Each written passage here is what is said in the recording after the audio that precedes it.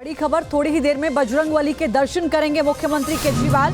बजरंगबली के दर्शन के साथ चुनावी अभियान का आगाज करेंगे। साथ ही केजरीवाल ने कहा कि हनुमान जी के आशीर्वाद से मैं बाहर आया हूं। दोपहर 1 बजे पार्टी ऑफिस में प्रेस कॉन्फ्रेंस भी करूंगा। फिर शाम में 2 रोड शो करेंगे सीएम केजरीवाल। केजरीवाल ने ट्वीट करके कहा कि आप सब जरूर आना। 3 तस्वीरें आपको दिखा रहे हैं और देखिए कि क्या कुछ माहौल रहा अरविंद केजरीवाल के बाहर आने से लेकर अब तक का। और आज दिन भर बड़े कार्यक्रम अरविंद केजरीवाल के रहने वाले हैं और संभवतः पूरी तरीके से आम आदमी पार्टी और तमाम कार्यकर्ता जोश से लबरेज। 3 तस्वीरें आप देख रहे हैं। अरविंद केजरीवाल आज जो है वो सबसे पहले कनॉट प्लेस पहुंचेंगे, करीब 11 बजे का समय होगा। दूसरी तस्वीर जो इस वक्त आप देख रहे हैं, ये अरविंद केजरीवाल का स्वागत संजय सिंह करते हुए नजर आ रहे हैं। गर्मजोशी के साथ वो गले मिले।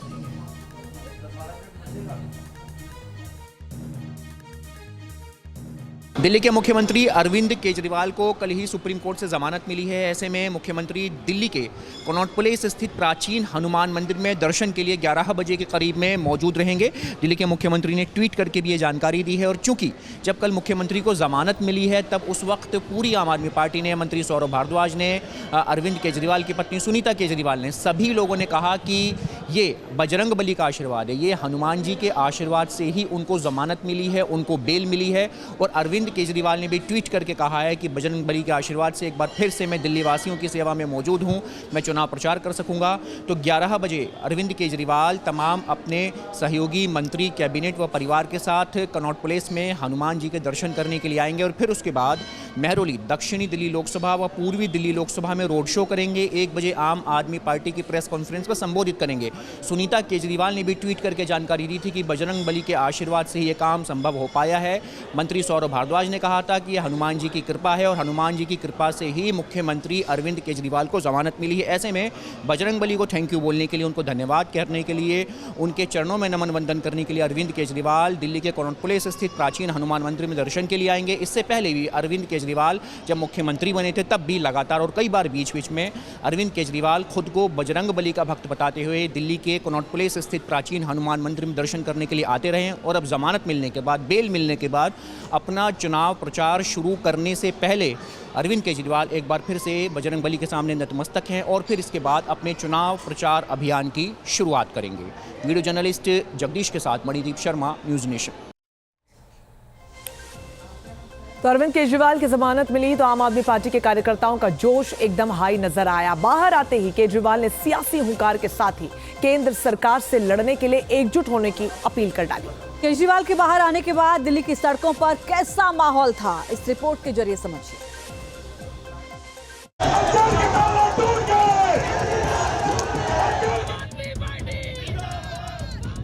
नई ऊर्जा, नया आत्मविश्वास, नया जोश, नई यलगार। 50 दिन बाद जब अरविंद केजरीवाल अपने नेताओं और पार्टी कार्यकर्ताओं के सामने आए तब उनकी बॉडी लैंग्वेज बहुत कुछ बयां कर रही थी। वो कुछ इस अंदाज में सामने आए, उनकी भाव-भंगिमा बता रही थी कि दिल्ली के सियासी रण में आम आदमी पार्टी की हुंकार किस स्तर पर होने वाली है। अरविंद केजरीवाल बीच सड़क पर अपने समर्थकों से रूबरू हुए, लेकिन उससे पहले जेल से निकलते वक्त जब मीडिया से मुखातिब हुए तो चेहरे पर मुस्कान थी और हाथ हिलाकर अभिवादन का भाव था। अरविंद केजरीवाल का काफिला तकरीबन 7 बजे तिहाड़ के गेट नंबर 4 से बाहर निकला तो हर तरफ सड़कों पर आम आदमी पार्टी के कार्यकर्ता ही नजर आए। कार्यकर्ताओं को देखकर केजरीवाल का उत्साह देखते ही बन रहा था। ऐसा लग रहा था कि केजरीवाल एक पल भी गंवाना नहीं चाहते, इसलिए समर्थकों के बीच पहुंचते ही सीधा संदेश दिया कि देश को तानाशाही से बचाना है। आप लोगों से एक ही निवेदन है, हमें सबको मिलके देश को तानाशाही से बचाना है।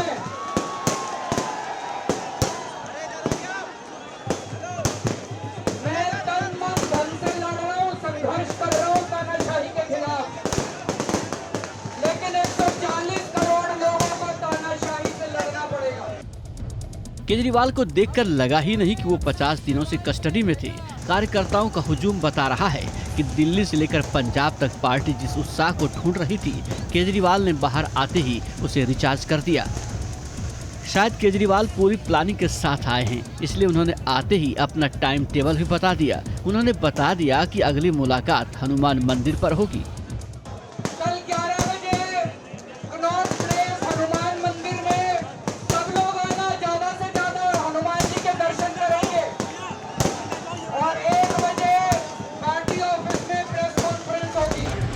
पार्टी कार्यकर्ताओं को संदेश देकर केजरीवाल मुख्यमंत्री आवास पहुंचे, जहां फूलों से पहले आतिशबाजी से उनका स्वागत हुआ। घर पहुंचते ही सबसे पहले अपनी मां के पैर छूकर आशीर्वाद लिया, पिता के गले मिले। जब केजरीवाल अपने घर पहुंचे तब बेहद ही भावुक पल था। कार्यकर्ता जोश से लबरेज हैं, तो केजरीवाल का जोश भी हाई है। अब देखना ये होगा कि ये जोश, ये उत्साह देश भर में इंडी गठबंधन के चुनावी मिजाज को कितना गर्म कर पाएगा। News nation. दिल्ली से संवाददाता मोहित बख्शी इस वक्त हमारे साथ लाइव जुड़ रहे हैं। मोहित, करीब 50 दिन के बाद जेल से बाहर आने के बाद आज क्या कुछ कार्यक्रम रहेंगे अरविंद केजरीवाल के?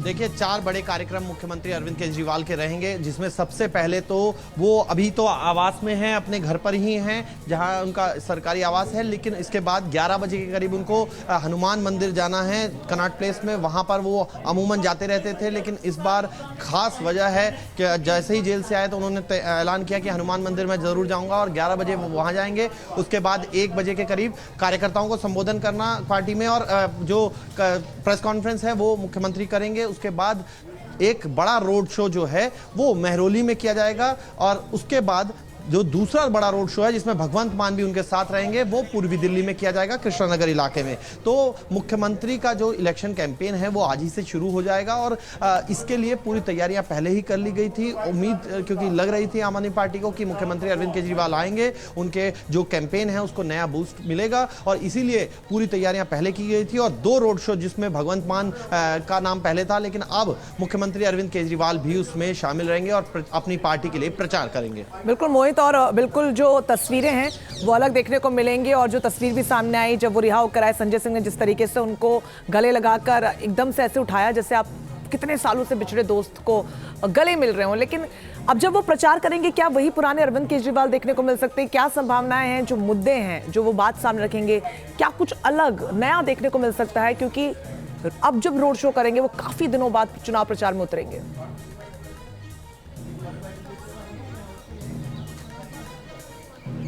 देखिए, अरविंद केजरीवाल ऐसे राजनेता हैं जिनके लिए माना जाता है कि वो पब्लिक कनेक्ट बहुत जबरदस्त रखते हैं, और यही वजह है कि 2015, 2020 और 2022 दो चुनाव दिल्ली और 1 चुनाव पंजाब का जो है वो भारी बहुमत से जीता गया। और अब बड़ी चुनौती ये है कि क्योंकि अरविंद केजरीवाल जेल से बाहर आ गए हैं, तो अब सारा दारोमदार उन्हीं पर है। अभी तक तो ये कहा जा रहा था कि उनको लेवल प्लेइंग फील्ड नहीं मिल रही है, लेकिन जब अब सुप्रीम कोर्ट ने राहत दी है, तो ऐसे में अब अरविंद केजरीवाल के सामने चुनौती ये भी है कि पार्टी को जो बाकी बची हुई सीटें हैं, भरूच की और भावनगर का इलेक्शन हो चुका है, दिल्ली, पंजाब और हरियाणा की 1 सीट, इन जगहों पर पार्टी को जीत दिलाना बड़ी बड़ी चुनौती उनके सामने भी है। बिल्कुल, बहुत शुक्रिया मोहित, विस्तार से जानकारी दी आपने इस पूरे मामले को लेकर। नजर बना के रखिए, अपडेट आपसे लेंगे। बड़ी खबर ये, केजरीवाल की रिहाई पर सियासत तेज हो गई है। केजरीवाल का असली चेहरा सामने आ गया। गिरिराज सिंह की ओर से, भारतीय जनता पार्टी की ओर से ये बयान दिया गया है। साथ ही जेडीयू की तरफ से कहा गया कि बेगुनाही का सबूत नहीं, अंतरिम रिहाई है। कोर्ट ने आखिरकार न्याय किया, आरजेडी ने ऐसा कहा। अब तो सारे तथ्य सामने आ गए हैं, कोर्ट के सामने चला गया है। केजरीवाल एक नहीं, सारे घोटालेबाज, कोई बेल में है, कोई जेल में है। अरविंद केजरीवाल आ रहे हैं, आने से क्या होने वाला है? जनता इनके असली चेहरे को देख लिया है, जो कभी अन्ना हजारे वाले चेहरे और आज वाले चेहरे, इसलिए कोई अंतर नहीं पड़ा। अंतरिम जमानत मिलना इस बात की गवाही नहीं देता है कि वो निर्दोष है और सदा के लिए बाहर आ चुके हैं। अभी भी उनका पूरा केस अंडर ट्रायल है, सारे तथ्यों की तफ्तीश हो रही है। पहले भी उनके खिलाफ इस तरह के तथ्य मिले होंगे, तब अदालत के आदेश से उनको सलाखों के पीछे जाना पड़ा है। इसलिए हमें लगता है कि सिर्फ बाहर आ जाने से उनकी बेगुनाही साबित नहीं हो जाती है। देखिए, अरविंद केजरीवाल जी के जेल से बाहर आना ये बता रहा है कि केंद्र की सरकार, मोदी जी की सरकार की विदाई, उनका जाना तय हो गया, इस बात की गारंटी है। अब देश दुनिया ने देख लिया कि ये किस तरह का साजिश कर रहे हैं विपक्ष के नेताओं को फंसाने के लिए। माननीय न्यायालय के न्याय के मंदिर में न्याय मिलेगा ये पूरा भरोसा था और न्याय मिला है। अब जनता की अदालत में भी इंसाफ होगा। भारत माता की। मैंने कहा था ना मैं जल्दी आऊंगा। आप चोर हैं लेकिन आप 1 महीना का कैंपेन करो। अब जेल के ताले टूट गए। तानाशाही के अंत की शुरुआत हो गई है। आइंदे ऐसी गलती सरकार नहीं करना चाहिए। एक डकैत अगर उनको बेल मिला है तो इसे उत्सव करने का तो कोई बात नहीं है। देश को तानाशाही से बचाना है। 21 मार्च को गिरफ्तारी और 10 मार्च को जमानत पर रिहाई। पूरे 50 दिनों के बाद दिल्ली के मुख्यमंत्री आवास लौटे हैं। दिल्ली शराब नीति घोटाले में जमानत पर बाहर आने के बाद वो यकीनी तौर पर अपनी पार्टी और विपक्षी गठबंधन के लिए प्रचार करेंगे। सबसे पहले आप जमानत पर बाहर आने के बाद केजरीवाल का पहला संबोधन सुनिए, फिर आपको उनकी जमानत से विपक्ष की सियासी संभावनाओं का पूरा गणित भी समझाएंगे। आप लोगों से एक ही निवेदन है, हमें सबको मिलके देश को तानाशाही से बचाना है।